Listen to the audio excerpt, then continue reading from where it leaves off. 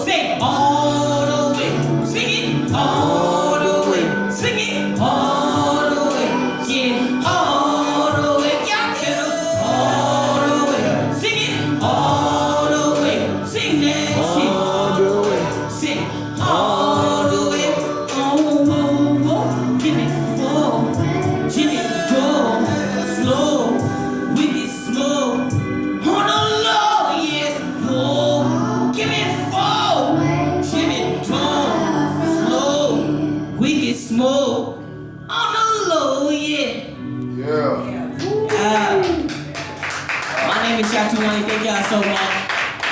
It feels real good up here. Thank y'all for singing. Y'all definitely went all the way with me, and I appreciate that.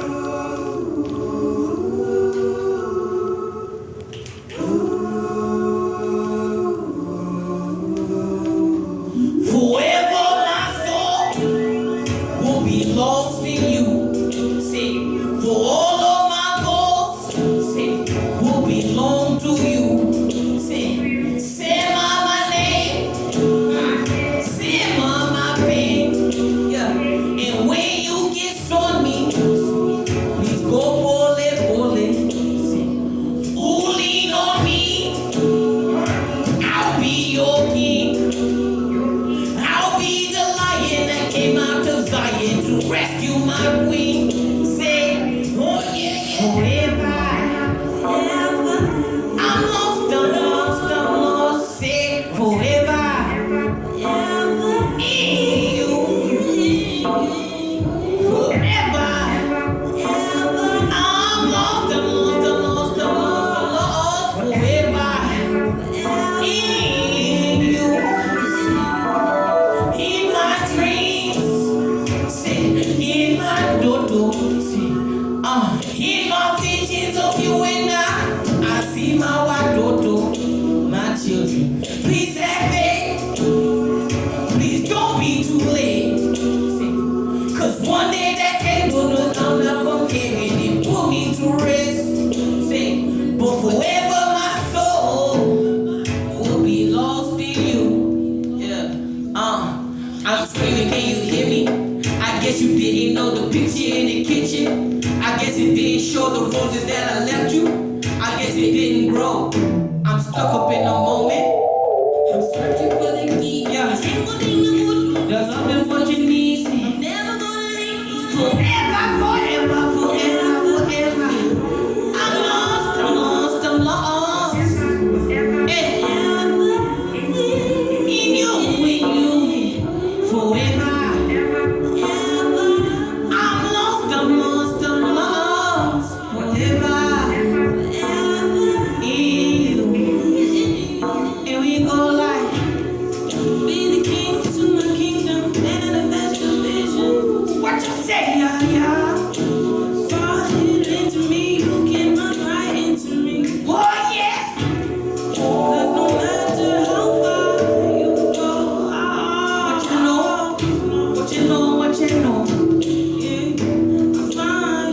Then we go like, say, get lost in me, cause I'm lost in you. Get lost in me, cause I'm lost in you. Get lost, get lost, get lost, get lost, get lost, get lost in me, cause I'm lost in you. Yeah. Love, thank you so much. Yeah, we gonna move on to the next track. I'm gonna take a sip of water real quick. Yeah. Sorry. We're gonna edit that out. You good? That's what's good about this. We editing it all out, you know what I'm saying? So, it's good. It's a podcast. This is dope, though, man. You put on a great show. Oh, thank you, man. It's been a so good lucky time. to have you, bro, for real, man. Man, I thank you guys for having me, for real. Yeah, for sure. Songs are high. I'll tell you, those songs out, right? Oh yeah, all these songs out. Matter of fact, those are some of my oldest songs, except for the first one. Man, So yeah, that's like real. the music. Yeah. All the way. Yeah, all the way. See, I always try to make sure I do those songs just in case there's some day ones in the audience. Perfect. Yeah, from the YCA days. That's what that's from. For sure. Okay. This is a newer song. This song's called Chat Chat. Yeah, it's pretty much talking, you know, good about yourself. So we're gonna do it. And anytime you talk good about yourself, and anytime you're doing something right, you got haters. So they chat. You feel me? Yeah. Yeah.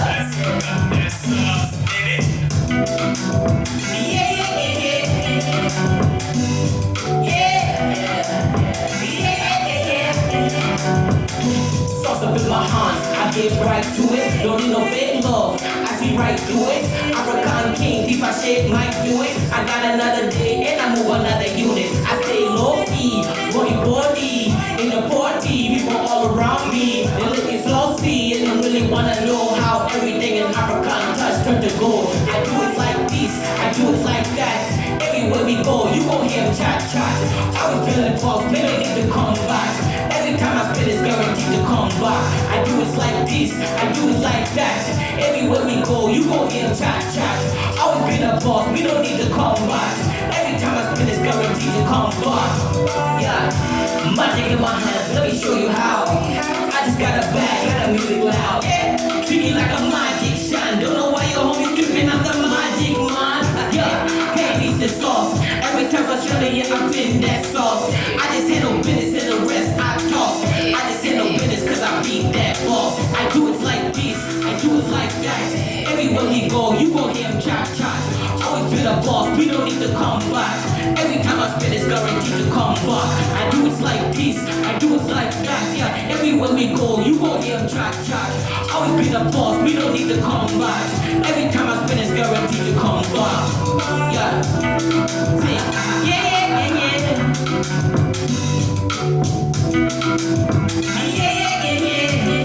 See,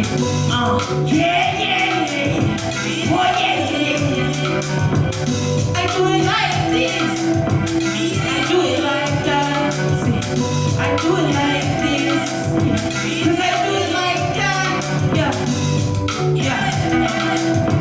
What you say, what you know? What you say, what you know? Everywhere we go, we don't need to come back. Every time I spit it's guaranteed to come back. I do it like this, I do it like that. Yeah. Everywhere we go, you go hear chat. Always been a boss, we don't need to come by. Oh yeah. Yeah, it's a new song. I'm getting used to performing that one. Yeah. Thank you. I believe the next track is the last track, right? Yeah. This track is also, I've actually never performed this song, so it might be a little bit more, this last one might be a little bit more like a listening session because, hey, That's you what know. the stage is for. Yeah, so we're gonna enjoy this one. This one is called 2016. This is a reflection track to the year 2016. That was just a really good year for me. I don't know. Every year is different for everybody, you know, but that was, you know, young, wild, and free, so I made a song about it.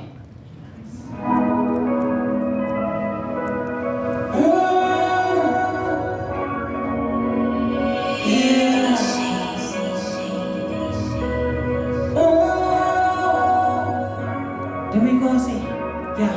I'm pulling up, yeah, it's 2 a.m., yeah. I just got it from the lane, baby. Texting, I'm on my way, baby. I'm on Lakeshore Drive, headed to Rush Park from the south side. City lights from the south side, my city segregated like a apartheid. But tonight it's gonna lit, smoke, drink, lemonade, see. You stay up in my mind, baby. Think about you all the time, baby. Goddamn, so fine, baby. You're 99% time, baby. When I come, let me go. Pull up to the north side, heading from the south side. Pull up to the north side, heading from the south side. All my life I hustle just to get that moolah. Now I'm feeling down the street just to be next to you. Cause every day I promise we gon' handle business. Killing me the witness. Cause every day we live. I just got a bag, you can't tell me shit. Cause every day is business and we handle this. I just got a bag, you can't tell me shit. Somebody. What you say, yeah? What you say?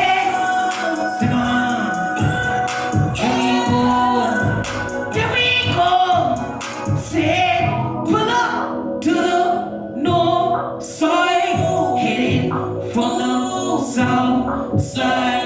Pull up to the north side, heading to the south side. All my life I so just to get that moolah. Now I'm headed down this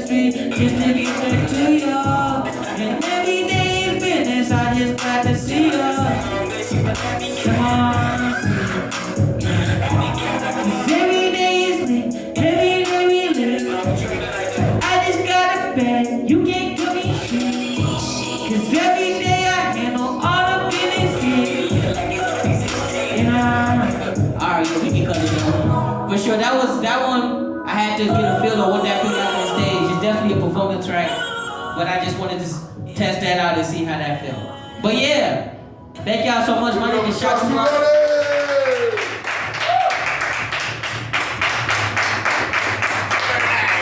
Yeah. Now we're gonna start for the interview for a little bit. For sure. And get it here. Thank you.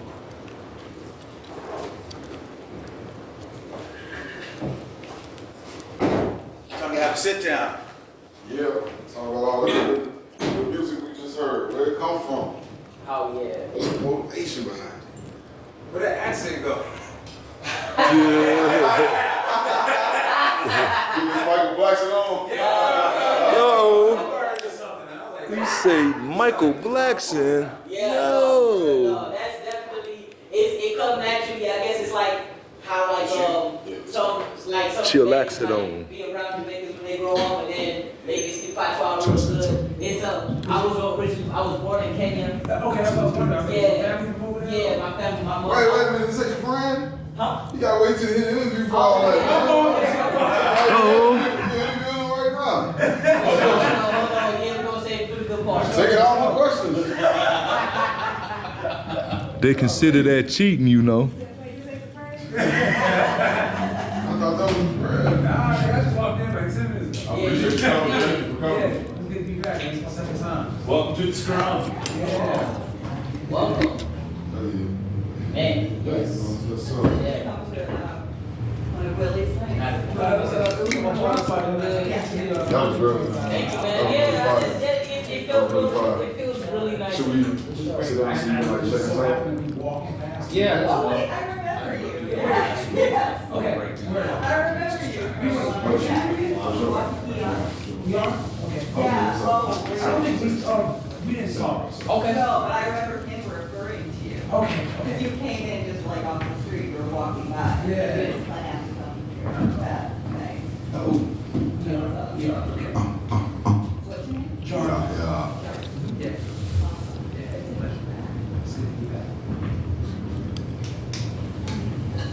How is this? For sure.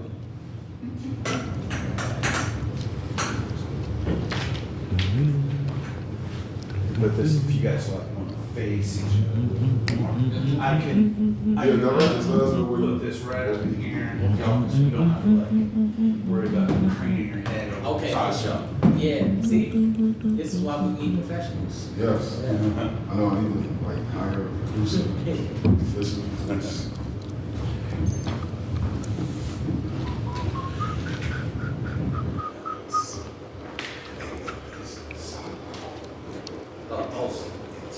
Yeah, Sela. Yeah, so Sela. Nobody says my name. I know, but I was. Yeah, Sela's your guy too. Yeah, he's your guy. Yeah. Is your- Yeah. Alright. Yeah. But Sela is like if you think of Sheila, then Sela is your Yeah, I was like, wait, it's Cedar. Yeah, Sela. It's like It's in silent. it's the African version of the name Silence. Yeah, okay. So it's Sela. Yeah.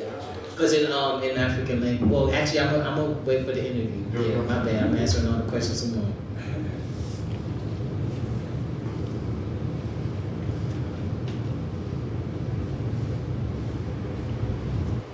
Ready to go?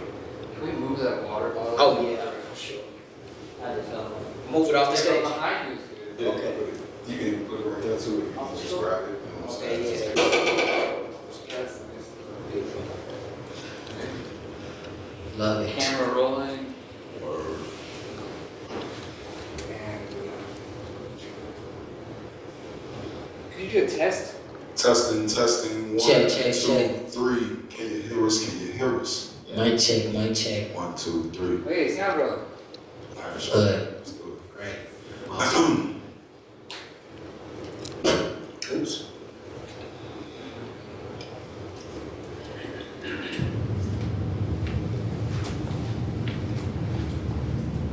All right, let's give it up one more time for Shy to Lonnie.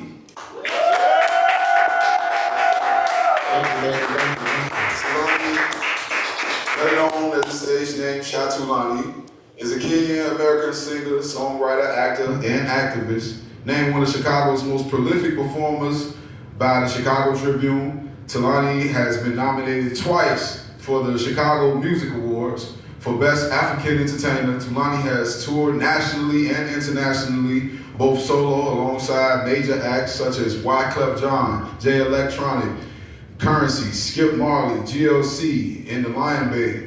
Shatulani has also been cast in several commercials, including BET's Black Girl Rock commercials starring Taraji P. Henson. Let's give it up for Shatulani. Thank you for joining us.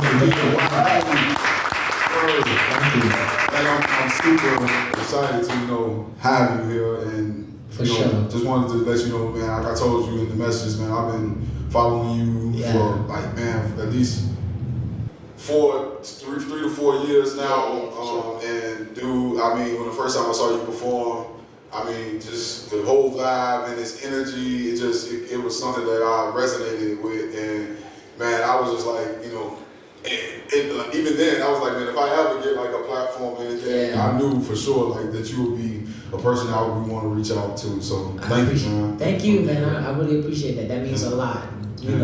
Artists be sensitive about our stuff. I know. Yeah, no, for what sure. I'm saying? So that means a lot for sure. Yeah, so man, we're gonna start at the beginning, man. Just start talking about your name, Sila and Zokia, right? Zioka. In Zioka.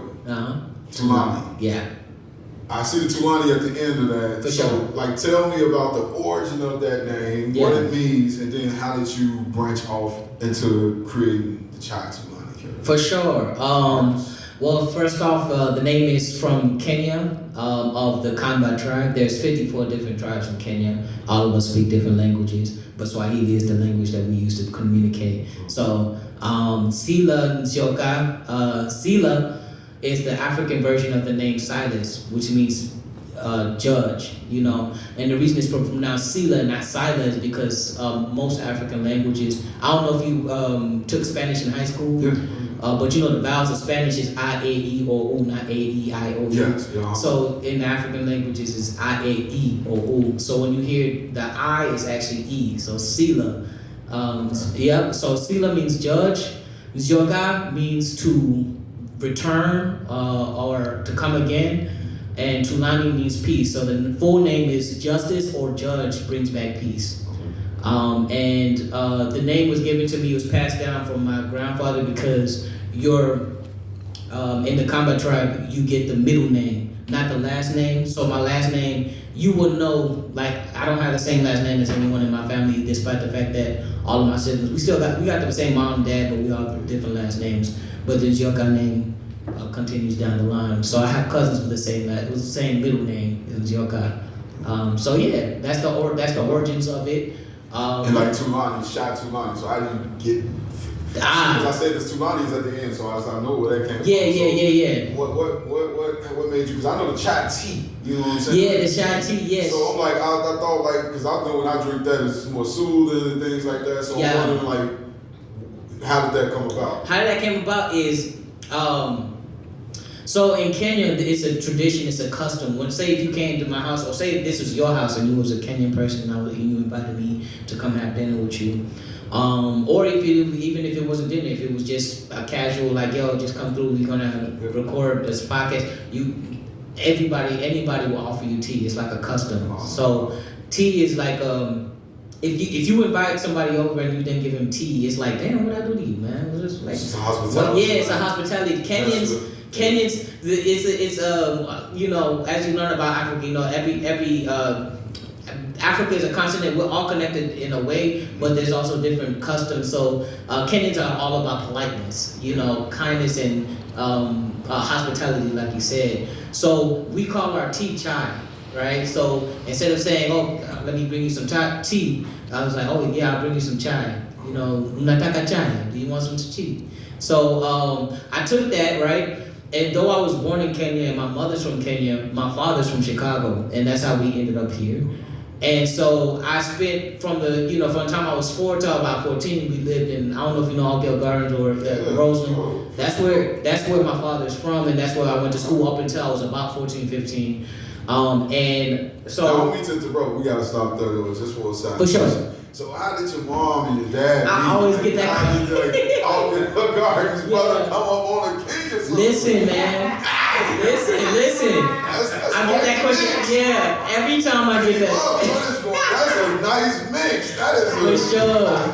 Every time I say that, somebody, they'll be like, "How did somebody from the Gardens move, marry somebody from Kenya?" So it was actually college. So my dad went to he went to Carver High School, which is Carver Military now. Okay. And then he from college he went to. Bronzeville military? What is it? No. It's a Carver. It's out there in the Gardens. Carver Military is in the Gardens. But he then went to Howard University, and then in his journey in Howard HBCU. left him on, it put him on a real revolutionary journey. Let's just say that, Yeah. And then so his mindset was like that. But then they actually met at this school in graduate school called Alabama A&M, which is another HBCU. Shout out to Alabama. Yeah, Huntsville. That's my hometown. The Bees, right now, wait, that's not the Bees, that's the state. Yeah. Alabama A&M, because I used to go to the Okay. Magic City Classic down in Birmingham. And they have Alabama A&M versus Alabama State. Yeah. And it's the biggest, the best barbecue you can find. Hey. It's just the thing. So I yeah. love it. Yeah. So I definitely owe Huntsville, Alabama for my conception. Facts. You know, You so got a real. yeah. So he met her there. My dad, that's his story. My mom just was in Kenya the whole time until she did graduate school. She did University in Nairobi, that's the capital of Kenya. Then she got a full ride scholarship to Alabama A&M. And at that time in the early 90s, they were bringing in not just, of course, Black American, but Black people from all over, Caribbean, from all parts of Africa as well. So, he was meeting all these different types of people. One of them being my mother, he fell in love with her, and he's a real revolutionary. They weren't even gonna stay together at first, but like what happened was that she went back home, and then he with the revolutionary mindset, he went back to Africa, had a family, and came back, and that was me and my siblings. Wow. Yeah, that's how that happened. That's a beautiful story. Yeah. I'm glad it happened. Thank Glad it happened. you. Yeah, man. So, just want to talk about like your upbringing. So, you grew up in Chicago, right? Yeah, I grew up. What high schools did you go to? So I grew up on the south side and the south suburbs. So when we was on the south side, I went to a small school in the Gardens. It was a Catholic school called Our Lady of the Gardens. Okay.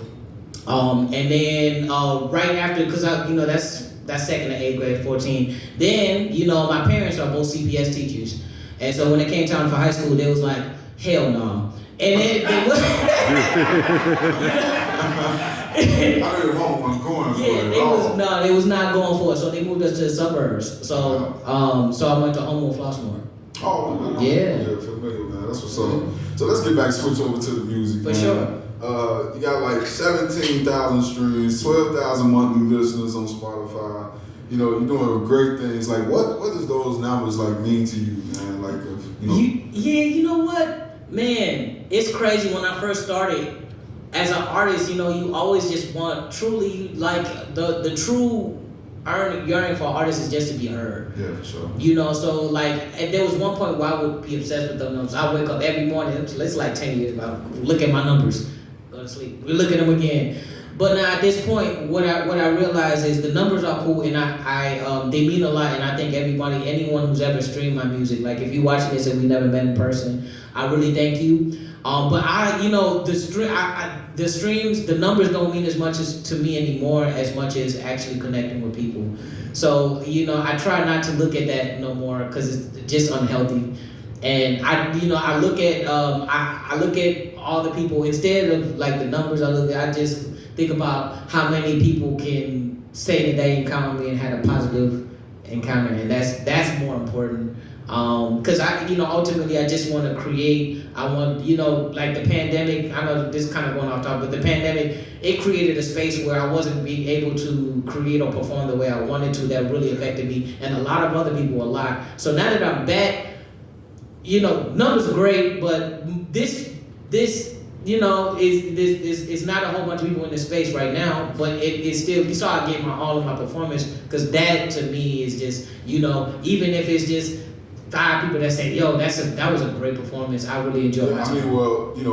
Aside from numbers, you get the great recognition, of the Chicago Music Awards being nominated twice for Best African performers? Like, what is like? Both of me on, by the way, because I'm nominated again, but this time they did Best African Entertainer, but also Best Male Vocalist. And, you know, hopefully I walk home with one this time. Yeah. But talk about that. Like, what kind of work goes into, you know, just getting that recognition? Because, you know, all artists, we definitely want to be, you know, in some form of fashion, at least like somebody For say, sure. hey, man, I see you. Yeah. So, you know, when you're able to, you know, be fortunate enough to win such prestigious awards, it's like, man, like, how does that make you feel? Like, what do you, like, do you reflect on, like, the work that you put into that get you to that point?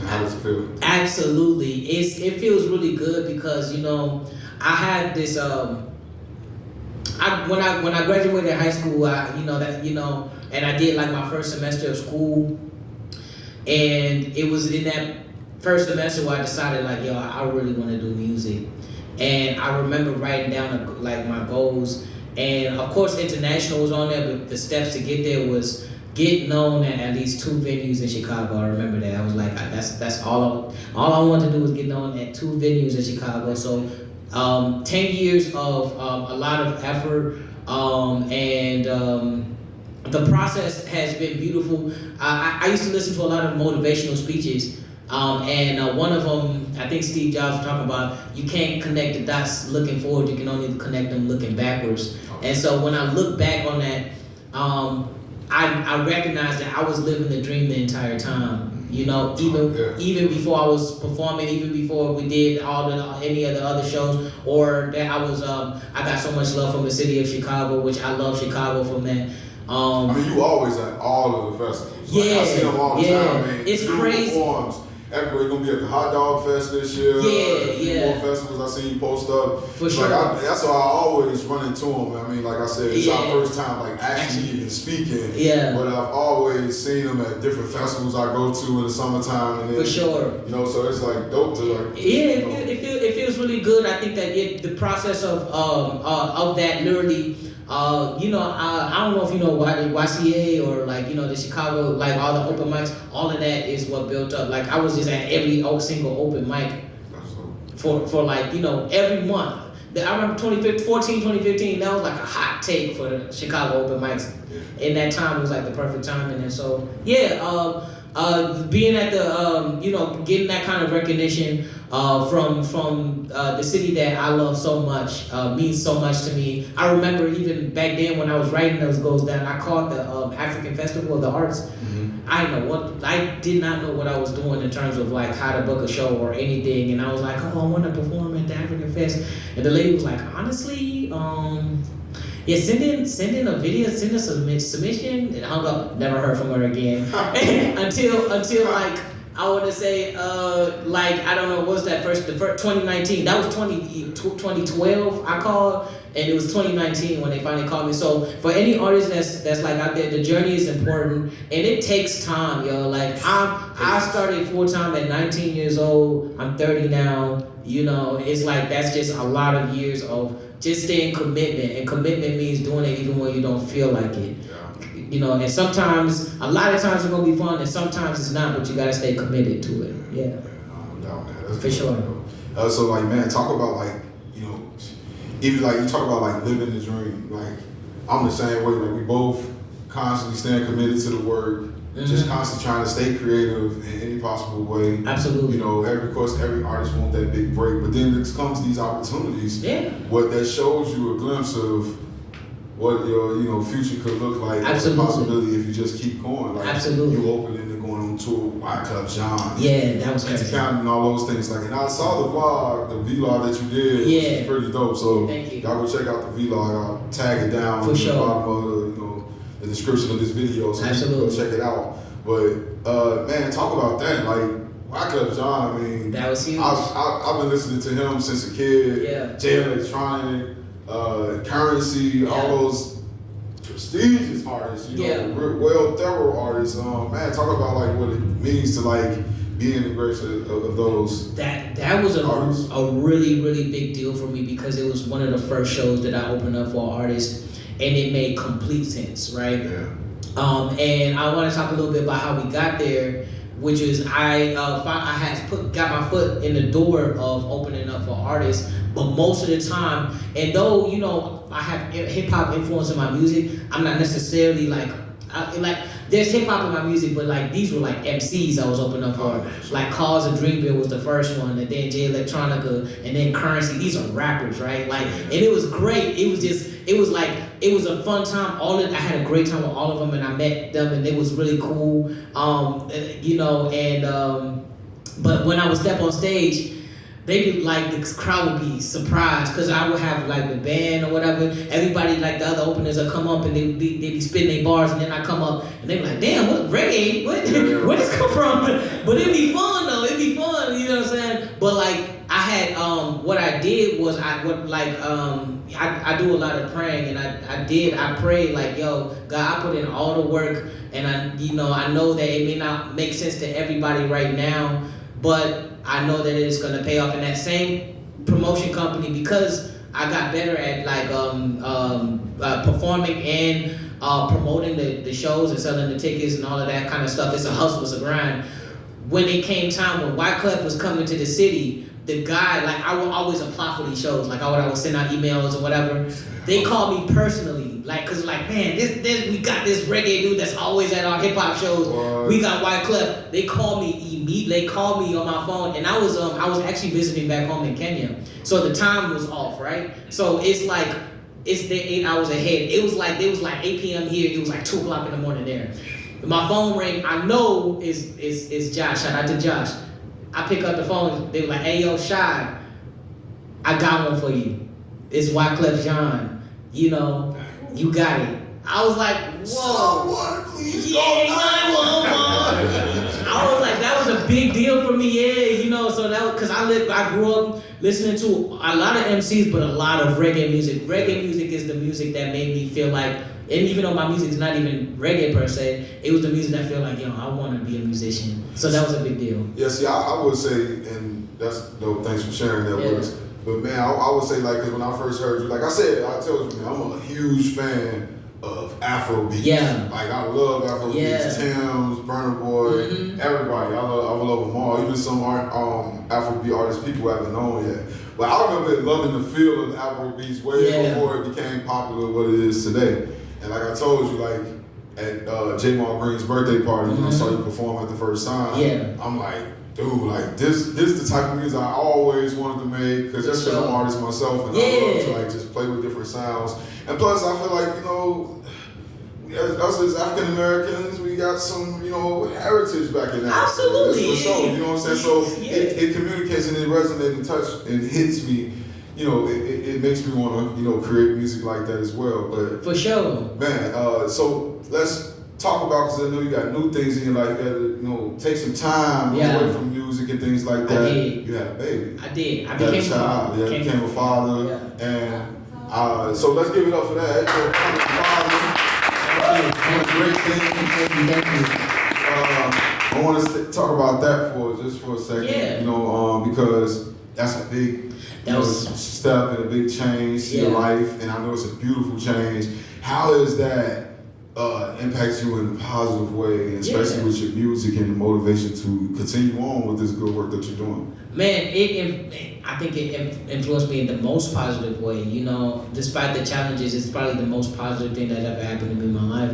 I think that becoming a father taught me two things. I used to think that I loved my mother just as much as she loved me, but then when I became a father, I realized that's impossible. That's impossible. And that kind of love and that kind of I don't know, like to that the way I just adore my children is something that it definitely changed my life and my perspective, and it opened my eyes to a lot of things, which even changed my mind even about the numbers, how we started talking. That's when my mind started to change about That's a great. I love that you brought up that point. Like, I don't downplay it at all, but it made me realize that, like, you know, these little kids don't know. Excuse, I don't know if y'all. This is supposed to be a clean show. Oh, yeah, These kids don't know shit about the numbers. They don't know shit about the numbers. They don't know shit about. They all they see is you. Yeah. You know, and so recognize even more like more so how I impacted somebody because you know I have my own children, but really we all have a child inside. So That's for sure. yeah, so the impression of somebody, you know, sometimes it can tap, especially with the arts, it can tap into the inner child. So definitely, it definitely influenced me. It made me a lot more better with time management. Yeah, Don't we all need this as artists? Listen, Time management is Yeah. probably like need to be at all of our top of our list of just trying Yeah. to correct it and be more sharp. yeah, You definitely. know, time doing things, yeah. Absolutely, For sure. you know, you know, let's go back to the point where too, I was 19 when I decided like, you know, I'm gonna go full time for music, and in my mind, it made me mature a little bit as well, because when I was 19 through like, I don't know, 25, 26, I believe truly that in order to be an artist, I had to be doing it all the time. Otherwise, I couldn't consider myself an artist. And so at that time, that was where I was supposed to be at that time. So I don't like speak about that part of my life badly, because I think that if it wasn't for that mindset, I don't think that we would be sitting here right now, because it made me put in a lot of work, a lot of hours. But then it came to a point where, you know, 2019, and again, I'm getting to the point there. 2019 was the first year I made enough money with music to like pay my bills, as a person with no kids yet. You know what I'm saying? Then the pandemic happened. Then my wife got pregnant. Yeah. Then things look a lot different. Yeah. And so I had to get a 9 to 5. And that was a very humbling experience, because I was Shoot, charge it to the economy though, man. It's tough out here. Yeah, it was rough. It's tough out here. I had to really look at myself and what I was doing in the funds and the baby, and I'm like, yeah, I gotta go, you know, I gotta go work. But luckily, God knew what He was doing, because I ended up at that school, and that's the first 9 to 5 I ever had. Yeah, so we're gonna talk about Yeah. that though, because you also are an educator. I am. I got into education. It's crazy. And that's what's up. Yeah. But not only is he an educator, he's an educator right here in North London. And North London. Let's give it Yeah. up for that. I'm teaching my youth.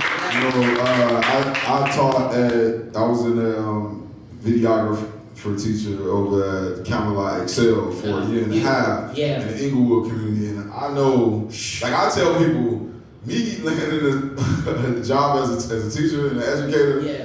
it was one of the most responsible jobs I ever had. Like I had to be like at tip top Yes. shape. I'm talking about here. Yes. And it's just, I got so much found respect for teachers. I was like, it was really, I felt like God was like paying me back Yeah. for like treating my teachers Hey. horribly.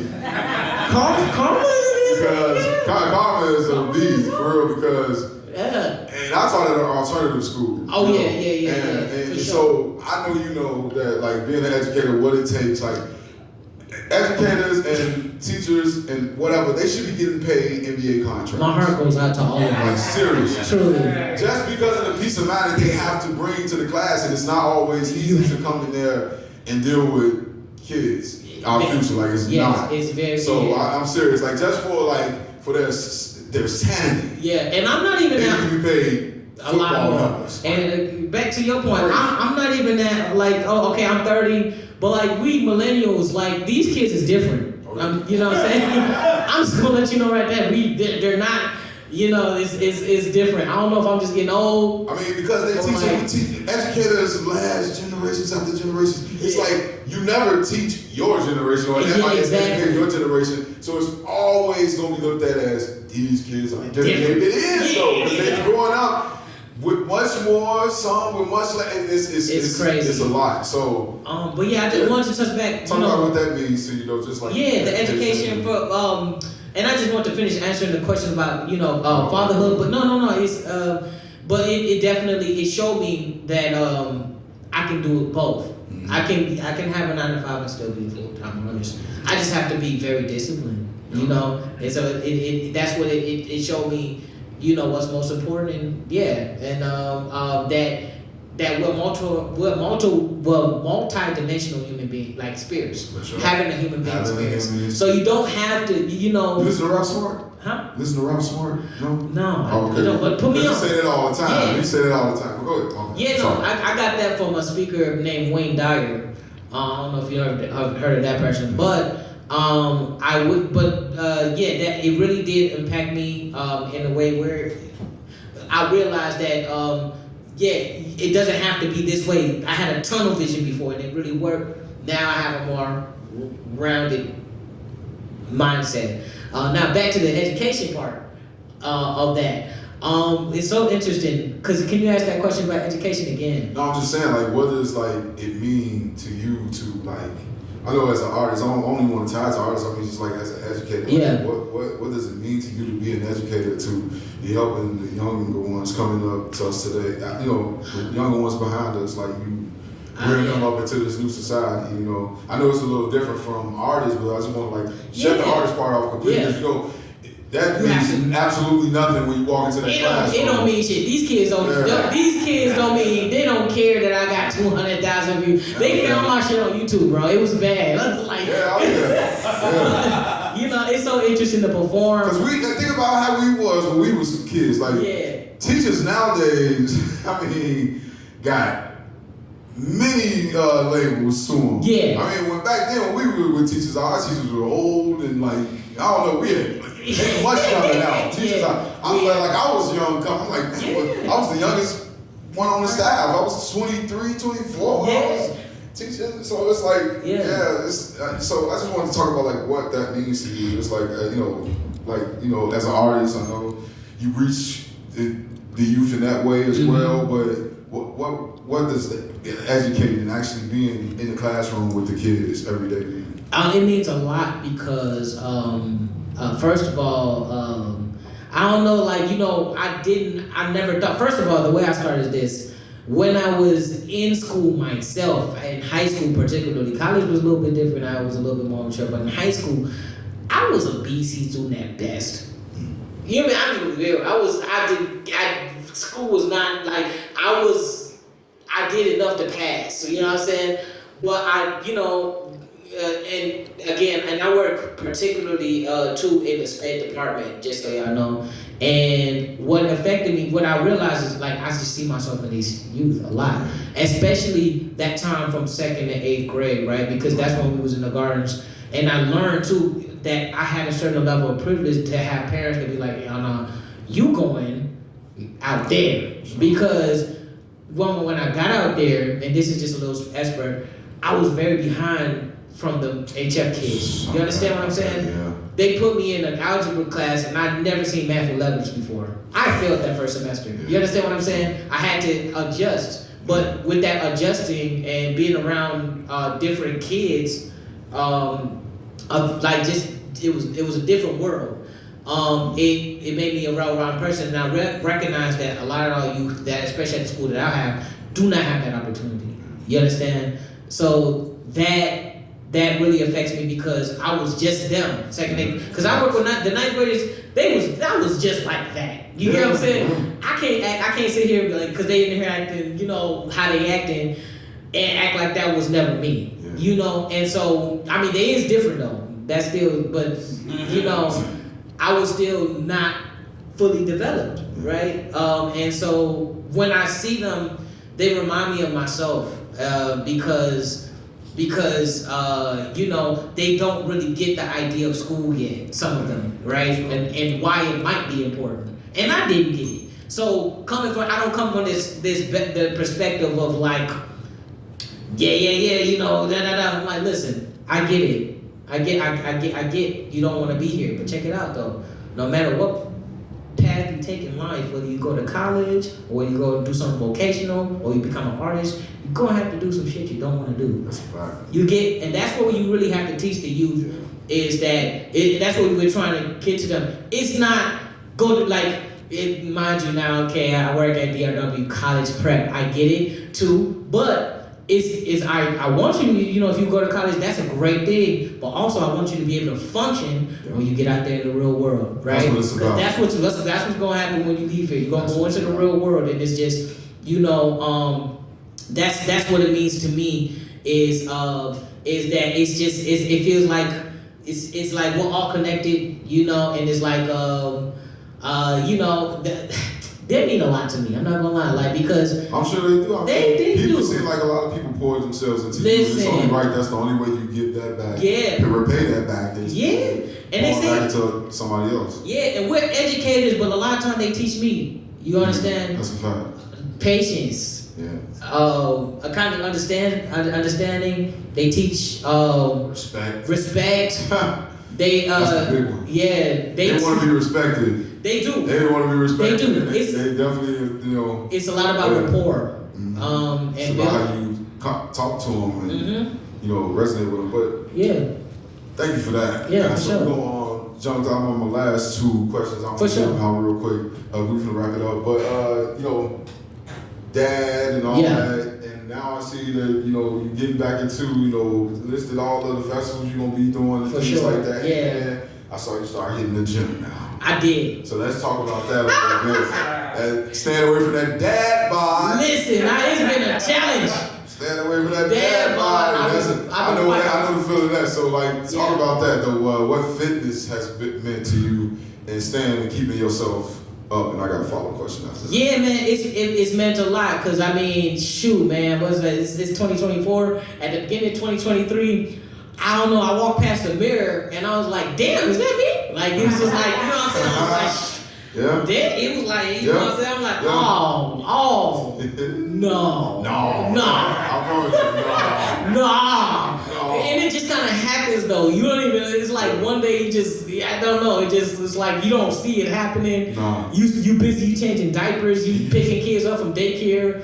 You know, you just, you're not even watching what you just She eat. eating, You eating, and you know, and anytime she was pregnant, we ate good. I'm not gonna lie. Hibachi, you know, we was eating. She ain't just pregnant. Right. We pregnant, you know. Yeah. So yeah, you know, that definitely, you know, in fitness, I recognized that you know, I had to make a lifestyle change. Because I'm not 21 no more, and I, you know, when you're 21, I remember I'm looking at pictures of when I was 21, 22, 23, 24. I did not go to the gym like that, bro. Yeah. I just, you know, that Your metabolism was working good. bro. You know how you feel me like, Wear down now. listen, Wear down now. listen, you know, that's crazy. You know that Beyonce song, I woke up like this. Yeah. Like that's how it is in your 20s. You just wake up and you look great Yeah. all the time, bro. Yeah. You know, I had to like, you know what I mean? I've been on a health journey for about I guess it's a little bit over a year. You know what I'm saying? I weighed myself, I was like 187 or something. Yeah. Like, you know, 2 pancakes away from 200 at 5'7", you know what I'm saying? Quick, man. You know It's what I'm saying? terrible. My body is just different. Like, man, I eat one pancake. I still on a scale 50 pounds heavier. You know what I'm saying? It's So, crazy. you know what I'm saying? I'm at about 175 now, but I think that the lifestyle change really, like the fitness, it really, what it meant to me was just being the best version of myself, you know. There's a lot of stuff I stopped doing since becoming a dad, and it's like, it's not even, because I recognize too that other people might be able to do stuff, and I might not be able to do that same thing. Example, smoking weed. I used to smoke. I can't do that. I can't be the best dad I can be and be high all the time because I forget too much shit. When I'm high, I can't be forgetting to get the son from daycare because a nigga got high, you know what I'm saying? But I do know that there's a lot of other people that function very well with smoking, you know what I'm saying? And get all that shit done. I'm not one of them people. I be just... Well, you know, it takes a lot to, You know what I'm first of all, admit that and be willing to change that about yourself for the betterment of your child. Yeah. It's just commendable. Thank you. So, man, get that up. Thank you. So, had to pump some iron, you know what I'm saying, and recognize it too that my body's still not the same as it was when I was 21.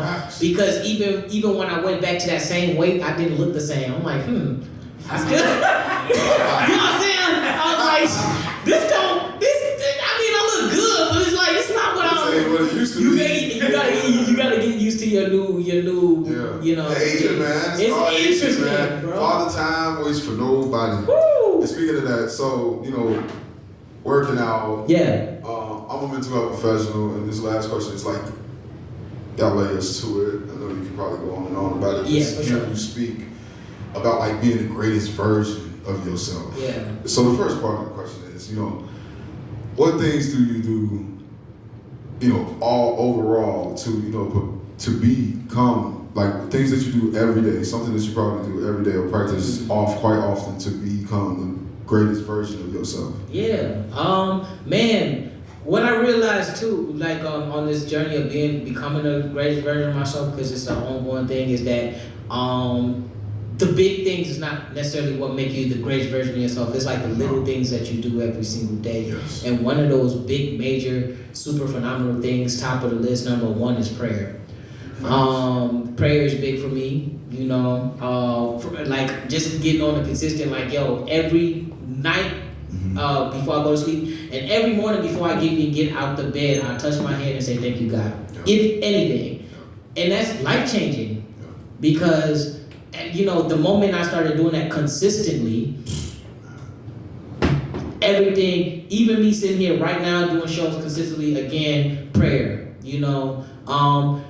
So that's one of the things. Another thing is setting boundaries, and a lot of people, when they say setting boundaries, it's usually towards other people, but setting boundaries for myself, right? So Like the weeds. yeah, exactly, like the weed, or like the thing, or the pancakes, or I try different things, like when I'm on my health You journey. say it's easy, but man, It's hard. It takes It's hard. determination and just like discipline Discipline, yeah. to do to change something up Yeah. that you've been doing for For a long time. So, One of the first things I did to drop the weight, now to me, for me, it's not a sustainable way of living, but it was a good way to lose some weight, was the keto diet. I tried that, it was good, it helped me drop the weight, and then, well, you know, and then I just started trying different things, like right now I'm on like a 30-day vegan thing, right? Sure. It all affects your body differently. Yep. One thing that helps my mental health is being open to trying different things, right? And I always go back to even like the beginning of the conversation, because I know I brought it back. Even again, like the way that I think about everything has had to change because my life has changed. No longer that. I think I was like 23 when you see me perform. That version of myself, I've recognized is gone. And sometimes what can be unhealthy is when you try to just hold on to that past version of yourself. Yes. Gotta let it go. That you have to let that go and become who you're supposed to be. Yeah. Even with the 9 to 5, I let go of that idea that being honest, I had to open my mind, and it's becoming the most fulfilling part of my life. That is not just a job, right? Everything else I did before that was just a job. And you a superhero. Nah. No, I'm serious. Like people don't, man. Listen, I taught at alternative school. Yeah. So we had all this the students and kids that CPS didn't want. You know what I'm saying? Yeah. So, but when they get in your face and like, okay, so we will have like briefings on know you about this. So if we had a new student coming in, like I said, it's alternative school, so we had to be like, and we were behavioral based, like so we could not technically put our hands on them, but there were tactics and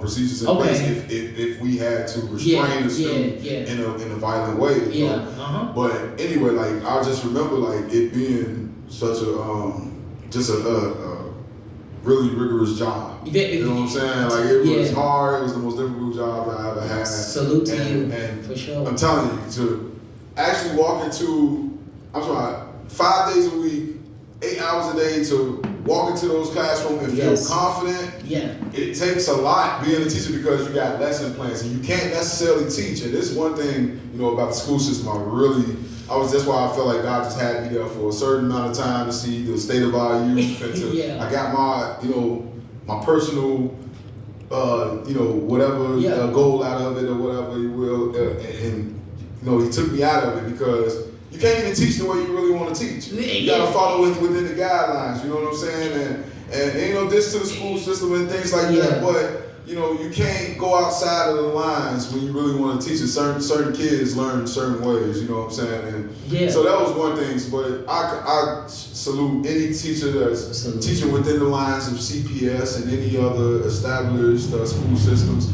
because it's very hard. You know, It can be difficult. If you to think follow of, the guidelines, and you know, you got students that learn different ways. absolutely, Yeah, so they're diverse learners. shout out to all the and teachers. Shout out to all the teachers, and if you're thinking you're becoming a teacher, just know that Yeah.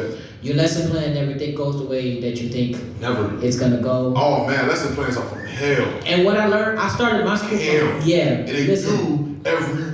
Every week they gonna want them. They gonna want them lesson plans for you, even if you never got through the first page with your students. Still. Because you're trying to tell. You still gotta set new goals for the next one. It's just no ABC3. No, it has to be within the line. Yeah, it's So, it's It what that's can be hard. that yeah that's on you know, one way where I feel like I felt disconnected from education when I was a youth Yeah. was that I felt, because I was always an artist in my mind, and art and education didn't go together to me at that time, because education felt like you gotta stay within the lines and art is expression, you know.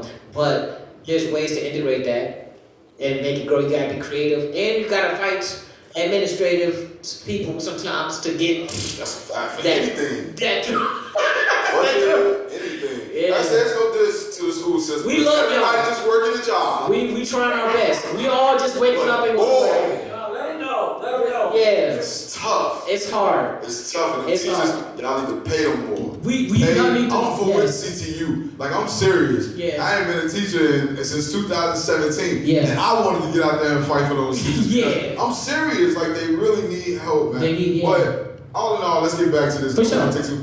Shout out to Lonnie for Yes. coming through Thank you. and blessing us with an interview and his performance. Thank you. And, brother, I can't wait to come out and support you this summer. I'm so glad you getting back to performing, Thank you. back to your artistry, Thank back to you. what you love to do personally. Yes. Because I know as an artist you can be pulled so many different ways, and as a man you can be pulled so many different ways. So, brother, I appreciate you for coming through. Thank you for Thank you having for me. stopping through the Friday Before we night go break, break. a little Q&A from the audience. Yeah. For sure. Yeah. I would love to hear you break down the process of how you create your Mm. music tracks. Ooh, thank you. Oh wow, For sure. wow. The Oh man, I forgot that. yeah, thank you so much. Yeah, the process of how I create my music tracks it's changed over the years, but what it's like right now is that I just pull from inspiration, and sometimes I might be on my break at work, or because right now I'm a dad, right? So I'm either it's never like I'm just chilling anymore. You know what I'm saying? I'm doing something, but a melody will just I'll just start thinking. I start hearing something out in my head, and I'll immediately start like going through a pack. Shout out to like people like Lord Haiti, and Ransom Beats and all these people that send emails like beats to my email, and Danny Talented as well. And I'll look through some of these instrumentals that are there. I've been blessed. That's part of the perks and a little bit of privilege of being doing this so long. People just send you, hey yo, let me know if you like this track. Let me know if you like this track. So I got a library of stuff I look through. It's cool. And I will start writing right then and there because my writing process is I almost want to call it, it's not freestyle, but it's improv. So in that moment, whatever the feeling is, I write. Like even like Chat Chat that I performed, that was written on my lunch break at work, like legit. Like I went into the parking lot because I can't do it in the building for some reason. But I go to my car, put on the beat, and write, and then I will text my guy Mixer, because Mixer is the engineer I work with. Shout out to Mixer. Shout out to engineers. Shout out to people that are willing to create collaboratively. And so I'll send it. I tell them, Mixer, you free tonight or the next night? And we'll go over there, and that night, or the soonest night I can get there, we'll record. And that process is so beautiful. Shout out to artists that's open to songwriting and mechanical splits, and not having to pay money every time you go to the studio, which I do that too as well. But yeah, that's kind of that process. It's just it's like an improv writing that comes right then and there, and I just go down and I write. Or I'm really inspired by something that happened in this moment. Like even this experience that we're having right now, it's like I can feel like it inspiring a song, but maybe not right here in this moment. But I might go home and reflect like, wow, that was a great experience, and like start right now. Yeah, that like that. Yeah, for sure.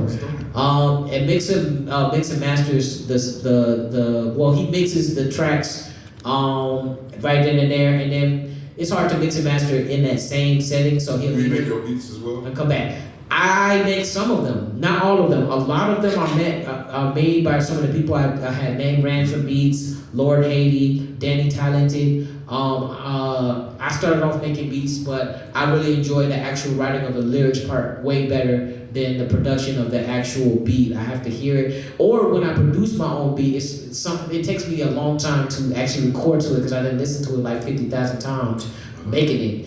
That I'd rather just send it to somebody else. You got another question right there? Thank you.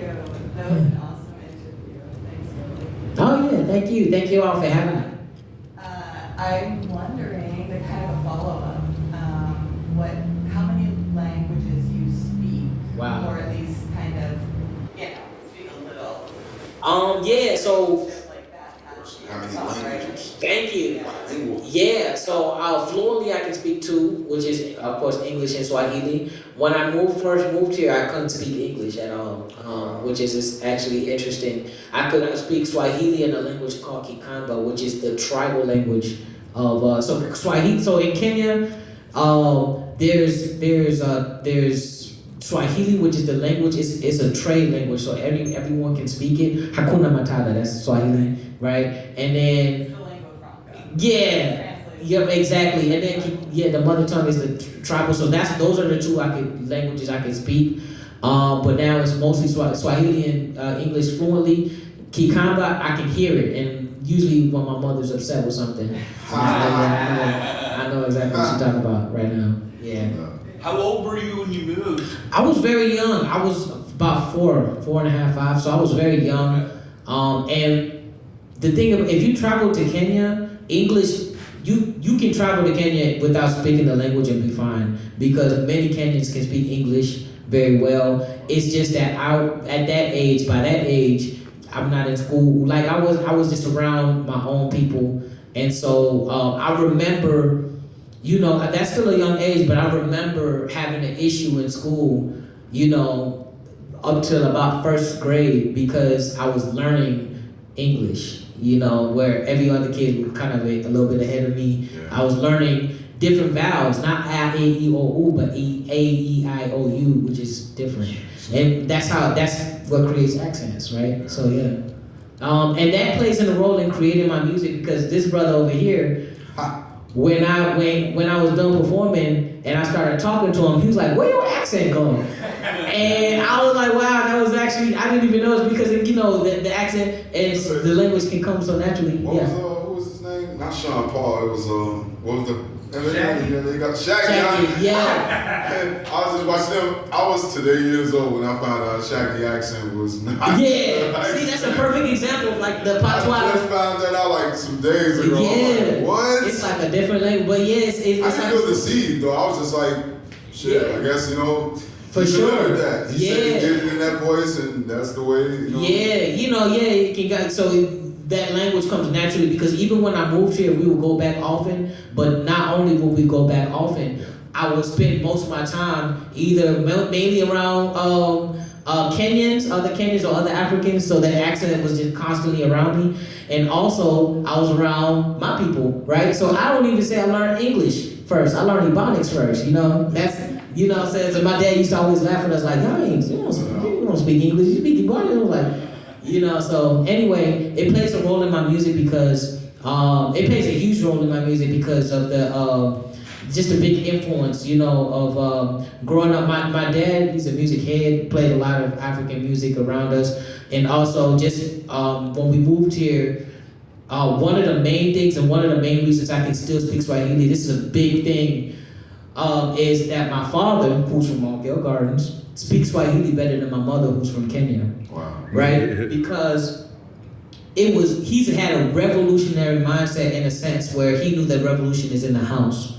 And when we were in the house, I was not allowed to speak English to my parents up until I was like 15. Wow. So that played a big role in me being able to still speak because a lot of people, even Kenyans be like, how can you still speak if you grew up here? And it's because, like, literally, if I ask my mom, hey mom, you know, you don't ask African moms what's for dinner, but like if you ask, you know, hey mom, you know, are we going to the library today? You know, you know, she just wouldn't respond, and my dad would not respond. I would have to ask in Swahili, and so and it was like that until then when I became 14, 15, around the time we moved to Homewood, that's when he gave us the choice. Okay, now you can choose. I'll respond if you speak to me in English, and that's how that happened. Yeah. Give it up for your parents, man. Yeah, now shout out to them.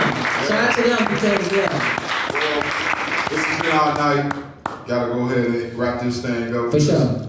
I ain't got no more money for the cameraman. But no, I'm just kidding, man. Appreciate everybody that was involved. Let's give it up for Shy Tulani one more time.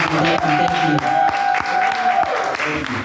Appreciate you gonna have him, you know, come here for maybe the, you know, to be, you know, open the act for the, you know, comedy night or something like that. Because I think he'll just be perfect blending in with some comedy. So, you know, be looking out for this brother all over the city. Thank you so much for coming. Thank y'all for having me. Thank you again for everyone in the audience. It's been a great night.